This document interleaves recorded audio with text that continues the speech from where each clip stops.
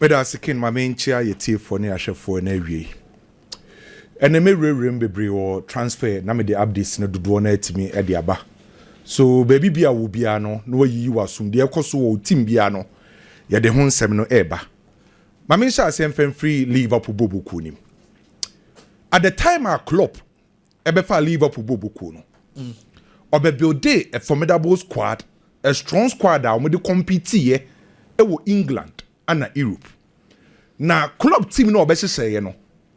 Obenya a right back in the shape of Arnold, and Obenya a left back in the shape of Robertson.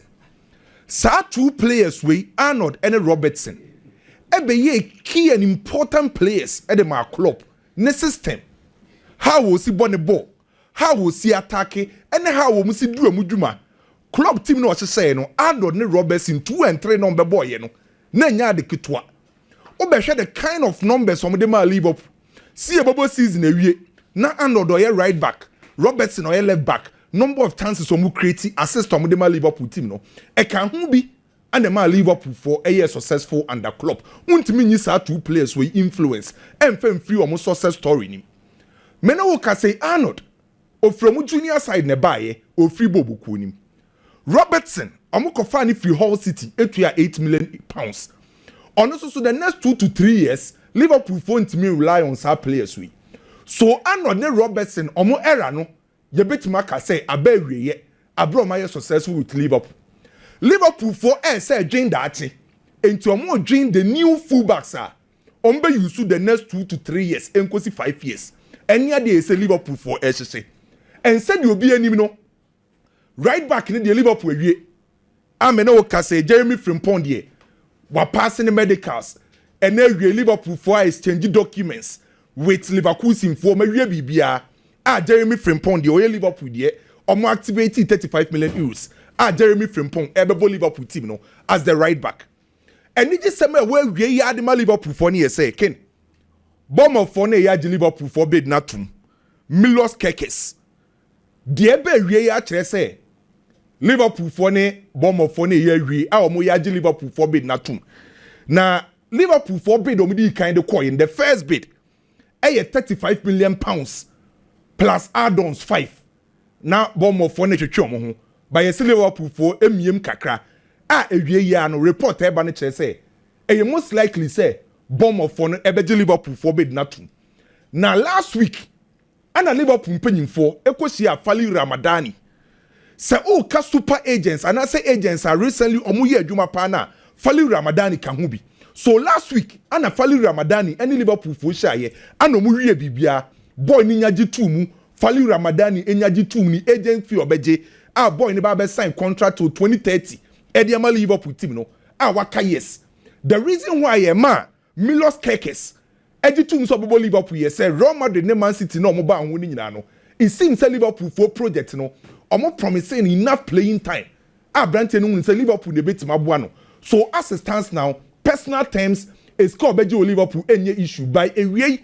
The good news near say Brandon friend say Milos Kekes bomb of no yaji Liverpool for bid no edia tum.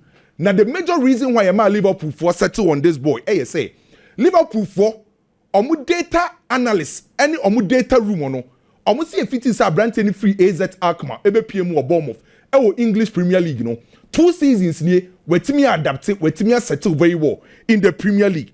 Ni age ni very good for omu project over 21 years. So the next 5 to 6 years, I create my perform at the highest level at the Liverpool. Ne style of play no effort slot the ope. Yes, slot catch Liverpool for say ope right back and left back omu pace, omu influence attack. Jeremy Frimpong him sadi ene and Milos Kekes and him sadi ene. Entini nyina ka ho na Liverpool for settle on this ball. So as it stands now, se bibia ansesa next season no Liverpool for right back ebeye Jeremy Frimpong, omo left back ebeye Milos Kekes. So start 2 players we and ebeye the new face at the Liverpool in terms of omo fullback area. Eniji sema ewo Liverpool camp.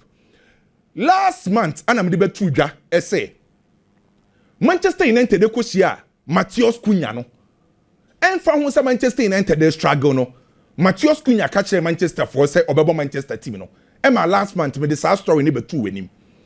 Na the ama story na sa page biem enene ye say Manchester for mpanyimfo ko ye meeting no say Manchester United for omo use strategic purchases and omo use in transfers. There were different types of transfers. There were Galactico there or you were the future transfer. There were tactical transfer or. But in the case of Manchester United, this season, you know, and after the new season, you know, Manchester United ever use the strategic purchases. The challenge now is say on be free coach, on be from accounts department, on be free brands departments, on be free every department in their transfer. So say departments ni na ye okay. Na on betimi akọ for sa player na and on be jatum. So the ama Matheus Cunha de na sa page biem ni say after some Manchester United departments ni nyina akọ ye meeting no. Oma pass ya branch ni say obetimi akọ. Ade na eye problem kakra ni say na omo train the finance department of Manchester United as to say on betimi approve some Manchester United betimi tiska akọ to na by enra the finance department of Manchester United Emma Penyimfo na approval say Manchester United si kasem no ebetima allow Manchester amo metima sen abranti we by ni papa will push for this deal for Manchester United Manchester United head coach Ruben Amorim and a pussy kese pa for say abranti friend say Matheus Cunha eba be join Manchester now according to sources you know you see Ruben Amorim or what three major key reasons why I know see pa abranti we one play or be fit ne system ne style of play. On say Amorim bought 3 back. Wabo 2 number 6, 2 number 10s. That's the D6, D10. E won fin ho. Now, Matheus Cunha say team now we see a kind currently Wolves for no. On the same system. Into a pobia or Baba boy number 10 row or no behind the main striker. Matheus Cunha effective style of play no. So omo take sadie no. And you see Ruben Amorim catch omo say apart from sa player no effective system no or sa pobia be adding numbers to Manchester United next season. And no cre. Say offer branch friend say Matheus Cunha this season 15 goals, 6 assists in the Premier League. And to timima numbers. And also pobia or ye versatile. Obenya sa versatility in that player. Matheus Cunha 8 mibo as a striker.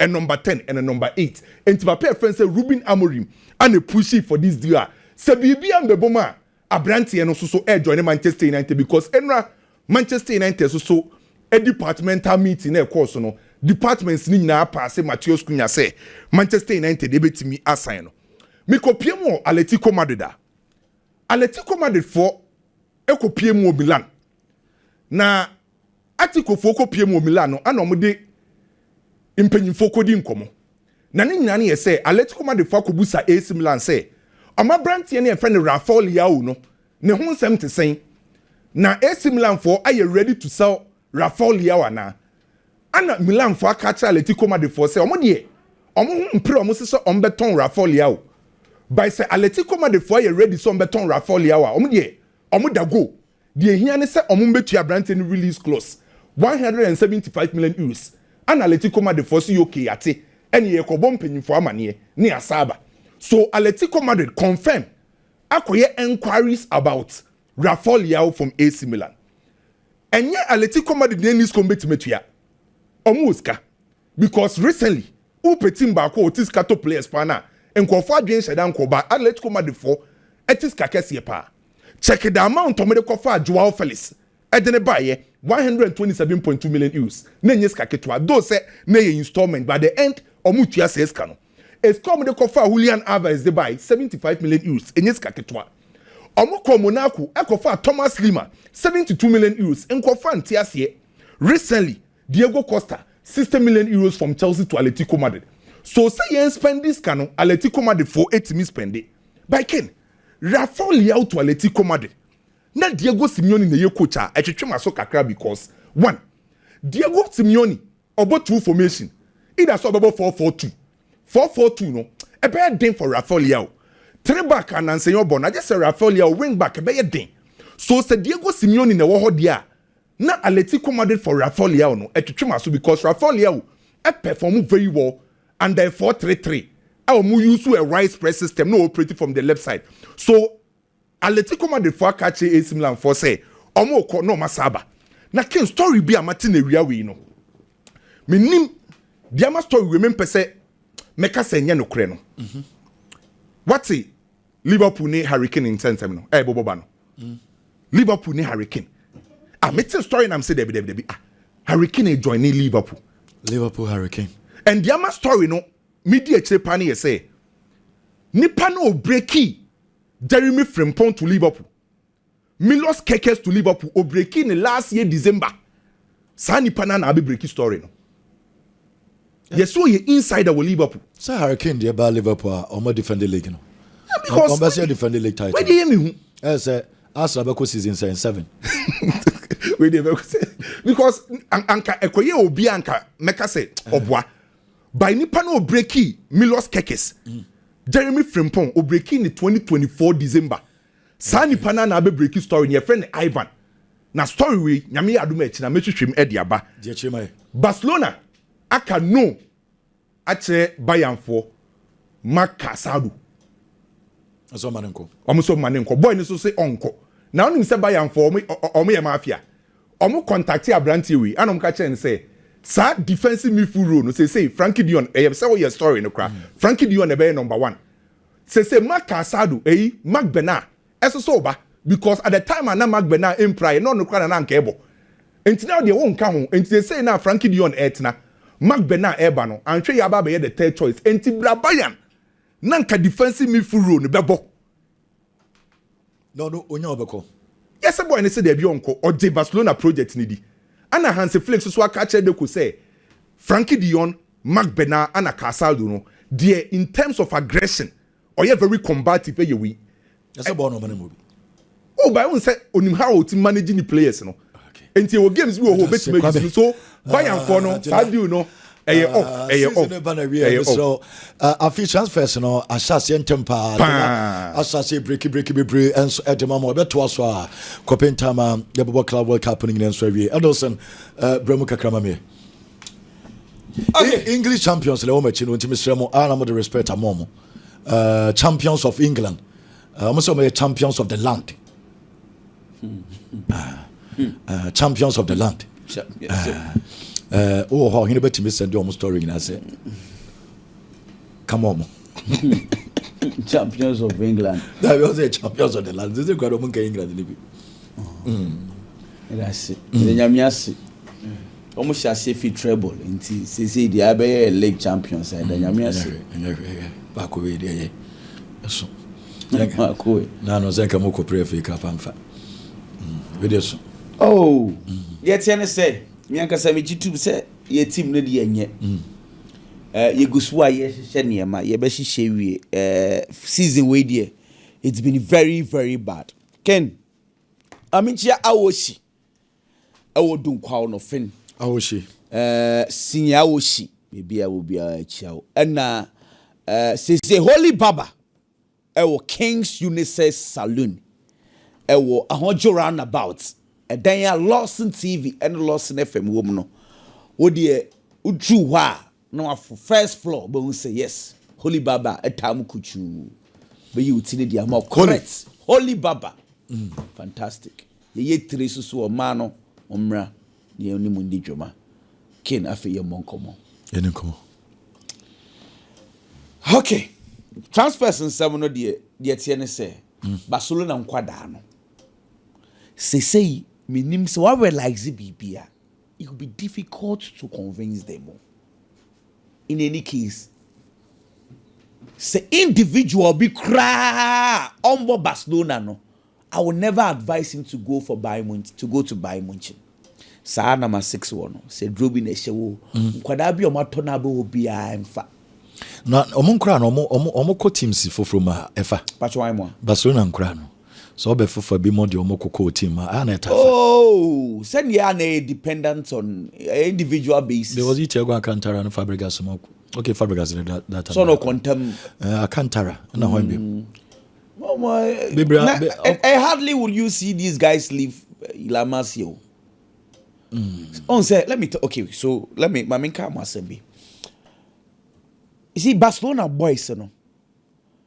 Laporta omati group B amamefo ene apapafo group ye ko school no na e wo PTA Parent Teacher Association Barcelona Hansi Flick buy no asem kwada no dorso you see when you are controlling big stars are you different who controlling kwada esusu different. Now they were finding ways of making young first are controlling Quadano. One of the ideas they say, and they should form association outside the footballers. And now what Barcelona can. Barcelona had say in our normal football and as a Ghana a balance like a PTA, you know. Barcelona war parents association whole. Coaches need deals directly with the parents. Nkwadane papa ne omo maame nom. Omo your group they are very close to the team. Coach dealing direct with them. If you are place where you are stubborn, they go directly to the parents. I mean, the reason why this is important. Some of the Barcelona games even in the Champions League, say, if you are place and 9 omo maame no anom papa no di echire. Sa group no. Say omo appoint say Pedri papa na say omo be appoint no Fernando Gonzalez no wada go pay. Mami ka some chill. Mami Samsung mamu reminder bi. Won say enra wa be video bi anope be video bi say Pedri time Barcelona for AJ trophy ni wie no. Na Pedri bo penalty na ni papa chi no. Omo ye bi wo Euros ni mu o. Ya ritual omo ye nti say no. Se trophy bi aba Pedri e bobo na ni papa chi no. Ni papa was a goalkeeper. No, what I say. It's say ni papa Pedri papa and I in charge of some parent group no. Me ba chon ti ase wo. It is say if it's a nekwe, this is what Barcelona intends to do. Nkwada ni nyina no. Barcelona control or move via their parents. It will be a very difficult situation. Miss Akwada bi beka say me kwa Barcelona beka say yam peni Akwada ne beko. Say unlike clubs Libya so stars say stars they are normally what they do is that they control them via their girlfriends or their wives. And until I'm maybe England for better wax. But some young kwada to say Barcelona La Masia don't do one and yes, some na La Masia fool. Don't do one majority of them here. La Masia guys that they will use their parents to control them. I think say any bad. But they will be difficult for them to move. Ken, I mean come in some. A Ballon d'Or no officially dates about bonting. Na last year ye Ballon d'Or no October. Ken this year ye be in September. Nature say 1 month earlier. Now I don't know what you think about whether the date is going to play a role or not. Now dates no their money is important no say recency bias plays major role in data ye bebo and as ye be sa event no kintie me obetimi abobo pa during the season but say ye beto aba na sa 1 month before abato no sa wo san one ready vote no ebeye based on who is performing within that period you know. Enter Brunisi recency bias. So it plays major role. Now, say you better abano and I say be events in September. It's you better start this season now August, September. It's just 1 month into the season. 1 month, you know. Wow, bebo and obenya sa votes, no sa recency bias votes, no within sa 1 month. Who na obenya? I want you to see here. And they say Ballon d'Or, Mr. and October bio. Yeba be in September. Now, this leads me to this conversation. Can you Mason Greenwood aya adebia obia quiet about it. One said Dembele is getting the numbers, but Greenwood, when you call Dembele numbers, you see people are very quiet about this incident. Dembele, he has been doing what this is now accepted. Okuta 21 French League and goals. But Mason Greenwood, weekendy was also 21 goals. Mm-hmm. You see this boy, not even the English tablet. They're not even mentioning this guy. Greenwood did you? Yeah. But in your band, I mean, says so much what you Harriet. That's what Harriet to be no one. Oh, some that's so chimpana. And I'm so been no one say Sadi and Siana. Because this boy says Obama Jamaica. They can't quit England. ana Manchester United man akro mo gigine mo no na nse meti se ba ko bi article se omo kro mo ntime trophy bia omo de mo form omo nwa de papa bi omo ye current no omo so na so good so omo man metena ho okay Greenwood has been through difficult times what's ne fear 1 year Oba no oko tested the mental he performed well after Hetafe waba Marcel last year Marcel for the 8th or the Marcel I better so second Marcel be Champions League top scorer in the French league Ken Akwawi he deserves a lot of mentioning but very unfortunate to say among 4 money one other player I also want to highlight today Ken this season number 8 Ben Abobo HN Declan Rice Rice and Adeba comes the word or she go ahead why when go so Nanzai as a 19 ball Nanzai or hit ball you see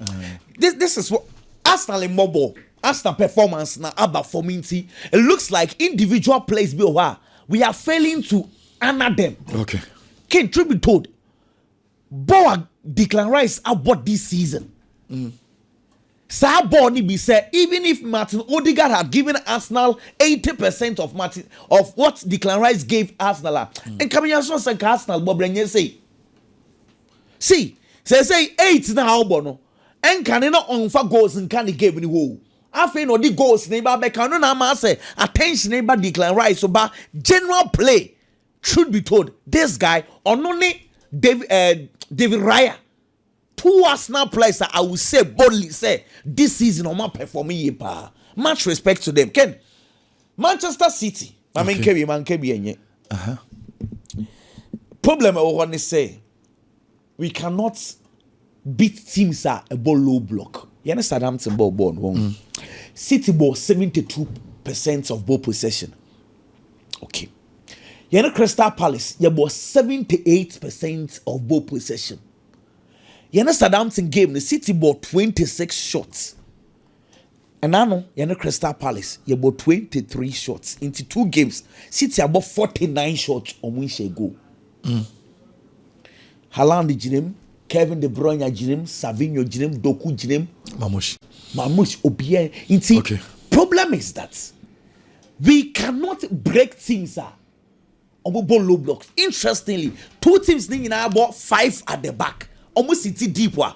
Na City a pre ball unnecessarily sir. Omulusu ball no normal City counter attack. No ma kwa City. Solution. Ken, solution is say Pep Guardiola will have to tweak things kakra. Me what things mean say boys na talk about January no. Okay. Impact of media City no. It has not been much because weekendy I was watching Manchester City. Coach is a cover yare.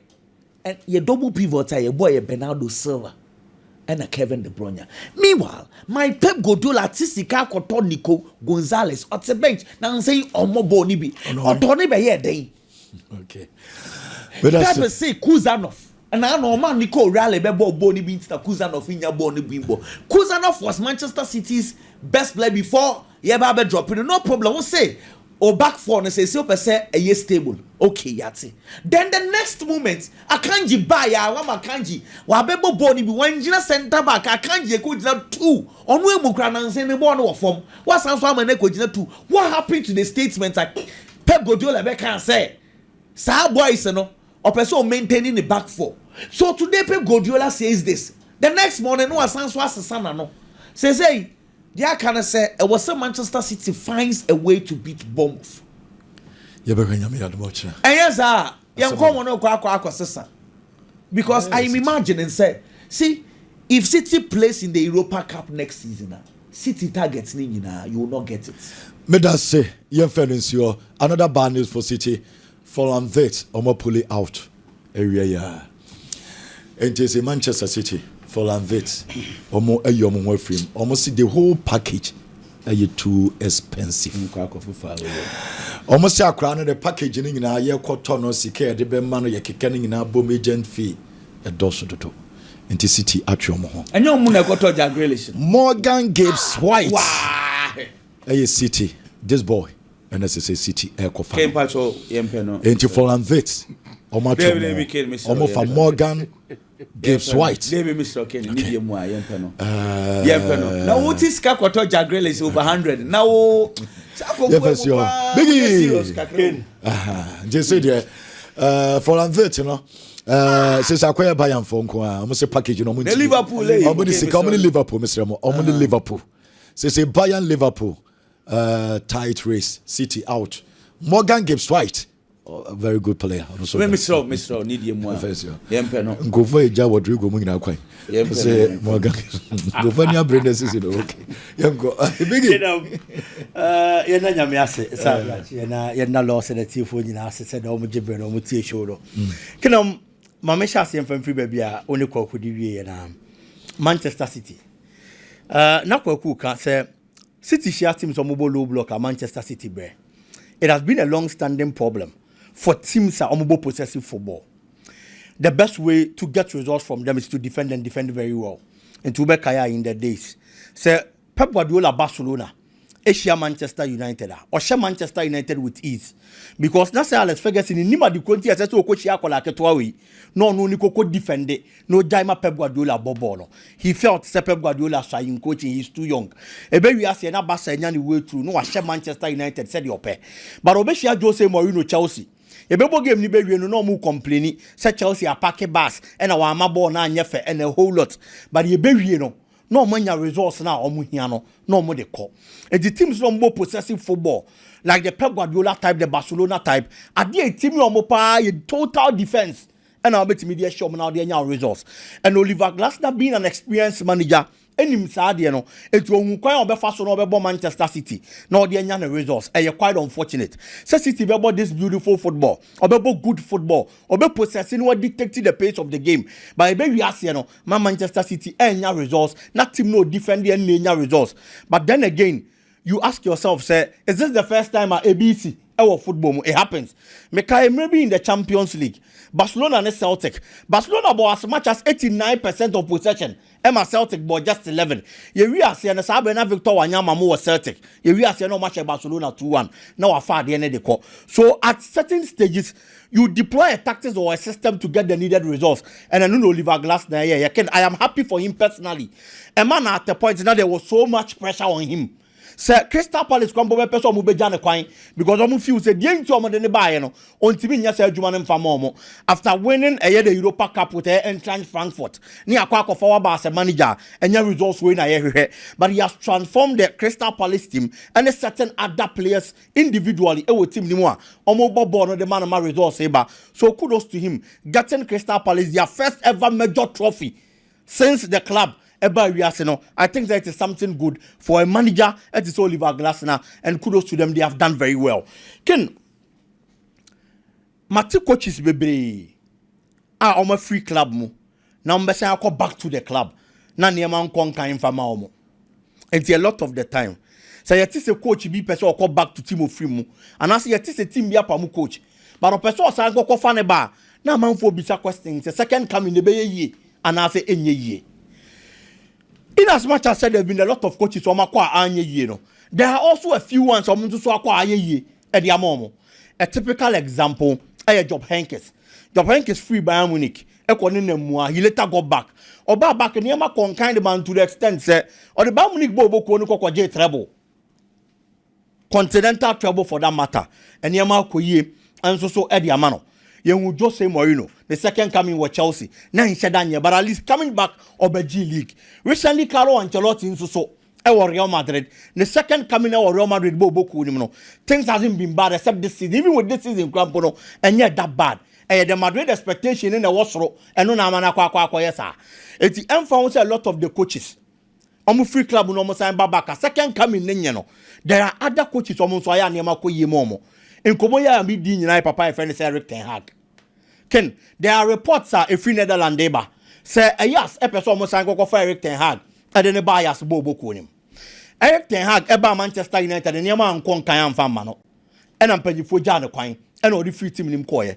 But at Ajax, Papa ni Juma Livi and Mark Ewo Bobo Kunim. Before I acquire Ajax, now for 5 solid seasons, as big as Ajax is, no Muntiminji the Dutch era division. ɛwɔ Netherlands ɔkɔ yɛ ɔde ɔmo kɔkɔ gye yɛ ɛgye 2 league titles ɛnso wɔ hɔ any other domestic trophies the Dutch Cup ɛne adeɛ ne nyinaa ɔgyegye bi ma ɔmo ken after say Ajax ɛgye Champions League the last one in 1995 96 almost signed call finals 1997 and almost signed to call semi-finals since then to get to the semi-final stage of the Champions League now a problem it is since 1997 for 22 solid years papa your friend is Eric Ten Hag and assigned to do a mobile call the Champions League semi-final in a year 2018-2019 season. He left a mark Ajax Bobo Kurimo. Now they feel that things are not going right since he left. To get to that stage of the Champions League about a problem. It's only few say Sanyama Nkonka na will be honum. As a sia on your Jumaye. Na a maybe a chem or befa your team Nyama Koye de Maye. Aside these things, or build a young side and almost some win some football. About 185 matches. In all competitions, no I shall around 504 goals. A free scoring team and or build the ma omo. It wama kaita papane available. Omo person omo kofaneba no babaya juma de ma omo. It in as much say there are other coaches omo come back to their former clubs and yama unko ye no. I feel say Ajax nin komono not a hack susu nyintum non konko relanche ne ho ewo ho na juma na oye in the past. On take a cue from a Carlo Ancelotti no dear, and a job Henkes no dear, non come back, non conco fa Ajax club no, and Samson Fania Juma Sona who ye saw the Omo Ayano. Can Kakrabi on Barcelona play a friend on a year Frankie de Jong.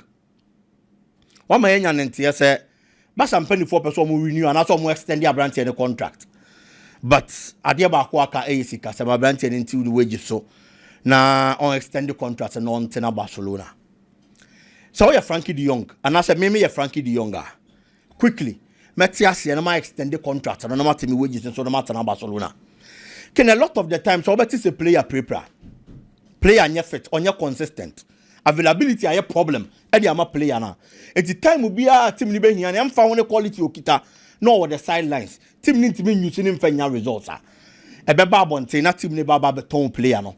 Ebe bani a transfer list player no. Ebe banam 24% mu free team because the year here do why the team nya on fa onye say plenty.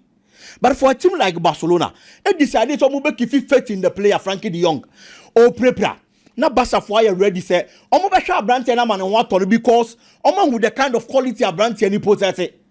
A lot of times, coach our friend is Eric Ten Hag, try so be far brand the number Manchester United. Anytime you be Kobiano. Na Barcelona and Peso be brand na man akọ. Even one injuries have brand no. They stuck with him. Looking at the quality of money who are brand anymore. And for a team like Barcelona to do that, it tells the kind of trust. And like one reporter interview here 2 days ago, Waka say a brand no. Omo need a lot of quality in the play. Omo ready to be manako because. Ora Barcelona born on Mubona, he's their tempo setter. And he does it to perfection. Ebi abesha Rafinha nom, obesha Lamine Yamal nom, omo man numbers, omo she goals. But a man tell omo control game ni won feeling fi won Barcelona no. One press resistant player, no matter pressure out of man no. They to obeje body feeling them Frankie de Jong or detected the pace of the game very well. Or not directed the Barcelona play. Won't feel if you want team no, and such a player with this kind of quality, on the whole turn no, born now all body was through brain idea. Minim the NTS or maneko, what tip project and as you know, now offer a new player. I did not basa omna meshim, a friend or babe adapted, no what me about games. So both parties in community, Nenko Yena Branch and Entena because he's shown with a little time or fit my Barcelona no. So what quality or Babo ken. And no Frankie, I had young and a biggie. My men for into just a miso drinks and all. Still I be with just so mom.